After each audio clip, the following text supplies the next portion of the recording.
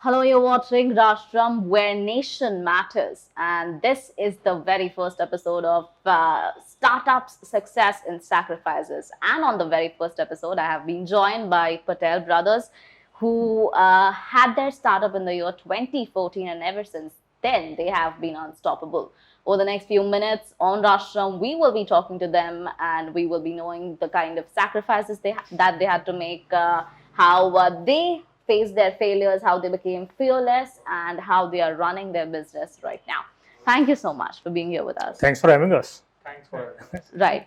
Now, my very first question is going to be the most typical one, that where did you get the idea from? So we both. Tell us about your company first, I think. Okay, so basically, our company is Vexma Technologies. It's a startup we co-founded in 2015, and we incepted. We had a thought and the idea in round about 2013. That's when 3D printing as a tech was picking up. It was something new. It wasn't done in India before, and it was very niche. Right. And so we felt that okay, there's a huge gap, and people are not really aware of this technology, the applications, and where it can be used. So we felt that okay, might as well we team up. We both are brothers, we are siblings, and the good thing about our team is that we have our both unique ideas. I'm more of a business development marketing person, and he's into the core heart of the brains of developing technologies and stuff. Right. So now we are into 3D printing, we are into research and development services, and we are also into health tech because of COVID. Right. Yeah. Now, as the name that we've given to the segment says that startup successes and sacrifices. Yeah. So let's, as of now, emphasize on the sacrifices, because youngsters these days, they face a small failure and they give up. They just feel like, okay, this is not for me and I'm not going to do this. So have you ever felt that? And what are the sacrifices that you've made to be where you are right now? Wow, that's actually. I think let me take this after I'll give it to you. See, 1,000 days of any business when you start, especially there's something new, it's not been done before. It is extremely difficult because you have to get into the minds and thoughts of people. Right. Why would they spend their time and money for you? So you have to make it very legit, very valid, and if you give up in that particular period, then that's it for you. But then if you keep going, if you keep pushing, I think people should see failure rather as a opportunity where they are making mistakes and where they should rectify it. So that is what we kept doing, and yeah, that's how we are here now. And I think you might want to pitch in. Sure, thanks. Actually, when we started, right, so the technology was very new. We didn't have any sort of mentors in India because even the corporate guys didn't know what this tech is all about. So we started from scratch, and we had to face every small issue by ourselves. We had to resolve it by ourselves, and that's how we learned a lot. And we took this period of learning with a starting, like as he mentioned, about the first 1,000 days, and after that, I mean, we were able to come out of the initial phase. That is the first struggling phase, and struggling never ends up in a startup. Even now, we see lot of issues. There is a lot of criticism on your products, on your thoughts, on whatever you want to do. But then you have to believe in yourself. You have to believe in your product rather, and yeah, if you feel. There are two things that are core in a startup. So first is the idea, and second is a business. So when people initially start, they feel that their idea is really going to work. So that is what all the startups have in the mind. But when we start implementing as a business, as a company, we start to function and we start to grow, many new obstacles they start popping up, and as a startup, we are unprepared. So Was there ever a time when you felt like, okay, Yeah. that's it, we give up? Yeah, a lot of a million times. I mean, especially because we were siblings, right? And I mean, was there ever a fight as siblings? are there? always, always, because like I said, right? I mean, we are different people. Yeah. Difference of opinions is always there. Even when you work with your, say, co-worker or colleague or someone, but then you have to think the otherwise. I mean, there's always two different perspectives on a one single, object. You have a two different angles. Yeah. So you have to make the most out of that. And that is when we figured out, okay, we should team up rather than, and we should, I mean, we have to value each other's opinions, and we have to, so that is how it kept us going. Right. Yeah. For the first time, when your product or your idea you felt like it has now succeeded, or your first achievement in terms of the business that you're doing, how was that feeling? Do you remember when was it? Actually, see, so we provide 3D printing as a service, right? We started as a service, and even with R&D, we developed more than 25 technologies. The first major achievement was for this company called Valeo Powertrain Systems. It's in France, and they provide technologies to, say, BMW, Audi, and so it is a very niche sort of a high-tech company. They approached us and they wanted us to make a EV. So they wanted us to conceptualize, the complete styling, the body, the interior of a vehicle. So that was something huge, massive. We had sleepless nights for, say, around 3 to 4 months. But after that, after the last, if you remember, once we came out of Chennai, so we delivered the vehicle in Chennai after so many issues. When we came out, the project was done. We thought that we just built a fully functional working vehicle. And it was something very cool that we did. So that was, I think, one of the... So basically, it's an electric rickshaw, and the concept that they wanted us to build was like nearly futuristic. It's like with doors and stuff. So and completing this project within 2 to 3 months is like next to impossible. But then we took up the challenge, and the team that we have is like all young fellows, very very energetic, very enthusiastic, and we took this as a challenge, and then that was the first initial success. And the second success that we felt was recently we started the ventilator. So we felt the need of the ventilator. It was shortage everywhere. So last year we read a journal from MIT. So MIT USA, they came up with a website saying that why don't you make this basic ambu bag if you see in emergency response vehicles. So uses it, a person keeps on pressing it, putting the mask on the patient. So why don't you convert this thing into a ventilator and put it low cost and for the masses? So we felt there is huge gap in India, and obviously the need. I mean, people were dying because of the shortage. So last year we took up this challenge. We thought that might as well make our own product, and then and then down the road during this peak, this May, in a month we sold more than 65 ventilators in a month. How nice. And not only development, we also manufactured, we made an assembly line. So we learned a lot. I mean, as a startup, see, you have to keep going and you have to keep learning. So after the month was over, when we sat down with the numbers, we were like, dude, I mean, this is something insane that we have done past 7 years. And that is a winning formula that we found recently. Right. Now, the next few questions are going to be for people who aim to be entrepreneurs or aim to have startups. It is said that the first lesson that you learn on your journey to become an entrepreneur is where to get the finances from. Yeah. So, see, what I'll be very honest with you. We are still a bootstrap funded. We are not funded by any angel or VC.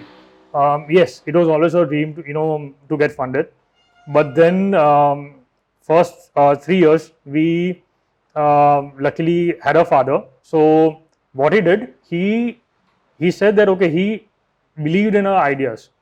Even he had a different mindset, and he is generation gap, and there's a huge thing that you have to go through. But then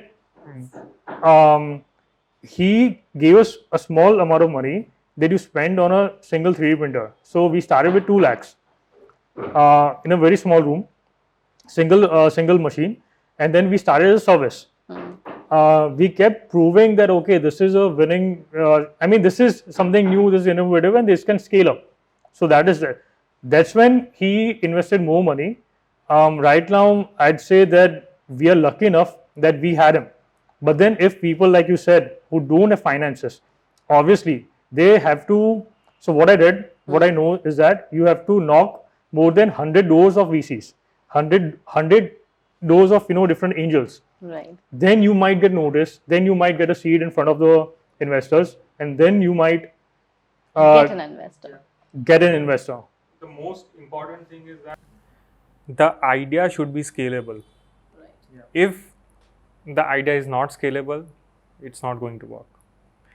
So scalable in the sense that there should be enough space to diversify into future concepts, future possibilities. So that's one more thing. Yeah, see, having an idea is nowadays, every single person has an idea, but then to be able to convert into business, to be able to foresee 10, 20, 30 years down the line, that is what ventures want, that is what VCs want. And now, since now we are going to VCs now, after 7 years, even we need funding because we want to scale up, we want to have investors, we need more manpower, we need more technologies, equipments, infra. So this is what we are doing. We are showing what we have done so far. We are showing what can be done, how far we can grow, and what will you take as an investor. Say, what is your exit strategy? Every investor has an exit strategy. So after investing in 4-5 years, how much will they retain out of it? So that is what you need to. Right. Another question that is for the young entrepreneurs would be that today's generation in particular, they expect that they will start getting their paycheck on the very same day or in the very first month that they start their business. That doesn't happen. That doesn't happen. If you are dedicated, if you have a dream, if you want to realize it, you have to forget about the money. That's it. That's for first years we didn't even take a single penny out of our business, and we were struggling, right? Even though we had investments from our family, we were lucky enough to have a bread and have the basics what we need. But then again, for first, yes, it is required. You want to survive. You want to have but then you cannot think of taking money out of the company for your own paycheck, for your own salary. Otherwise, you won't sustain. Right. It's not going to go long, and after 3-4 years, maybe you will run short of team, infra, whatever you need to scale up. So and if you want to grow, you need a very good team of people, and to get good talent, you need to invest in them. Yeah. So if you think that you will invest in yourself, then you won't be able to sustain. You cannot do everything by yourself. Right. Now, after the second wave of Corona, and during the wave, in fact, there have been a lot of startups that have been that was started before that they had to shut down. They could not. They laid off their team. I know a lot of them when they come to us and they tell us that can you help us in some way or the other through your medium. So there have been a lot of youngsters like that, way younger than both of you. Probably when you started, you were. I can understand. But the same thing that they come to us, they run in short of money and short of investments and everything. So these are the major challenges that they have faced. Now, what do you think that it is very, they say survival to the fittest. Yeah. So when something comes, you have to be like water and adjust in that particular situation. So can you give certain ideas that when this is something that was uncalled for. When situations like this arise, what is it that should be the next best solution? See, I would say that this happened to us last year in 2020 during the lockdown. Most as a service, as a 3D printing service, we stopped getting orders. We were providing R&D services, like I said, to the clients, where we used to build products for the clients and build technologies for the clients, like one of the vehicles that EV that we made. But all the major projects got cancelled. And even us, it was difficult for us to pay salaries to our team. So the only reason, the only thing that came into our minds is that we have to innovate. We have to, adapt the situation, and what can we do during this pandemic? Obviously, every single person, deviated from their original game plan and felt that, okay, how do I, make opportunity out of this, right? So that is what we did. I would suggest each and every individual to not to be rigid, not to hold to their original ideas, and then you have to be flexible. Maybe you can do that later, after you have sustained, after you have built a good. But then you have to change a bit and adapt to the pandemic. If you don't adapt, if you don't innovate yourself, it's going to be difficult. Secondly, I think like us, we have been applying since last year. We have been applying to more than 50 plus government grants, right? Both central and Gujarat government. It's always been a struggle, even now, to convince government authorities, to convince bureaucrats, that it is difficult. It is not easy. But then again, we never give up. Even now, we are going to these guys and asking for funds. And yeah, if your product is innovative, if that is something that is going to help the pandemic or the situation or something, you might as well end up getting funded. And I think you shouldn't give up. Right. Now, to both of you, my last question will be, according to you, what is that one thing that made you successful, and what would be your one advice to each and every student, entrepreneur, youngster watching this? Both of you. I think Okay. So I believe in vision. It's the vision that takes the company to where it is at the moment. And it's not about just having one vision. It as he mentioned, it can change in between. But there should be a vision of sustainability. How to make sure that you retain your resources. And that is what it is. We have diversified so much that at this point we are capable of taking up any product development challenge, because that's how we have grown.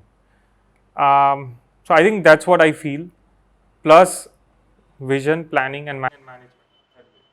Vision, planning and management. Right. See, I'll be very honest. I think never give up. And if you fail in something, you have to instead of self-loathing, I think you need to see where did you fall short.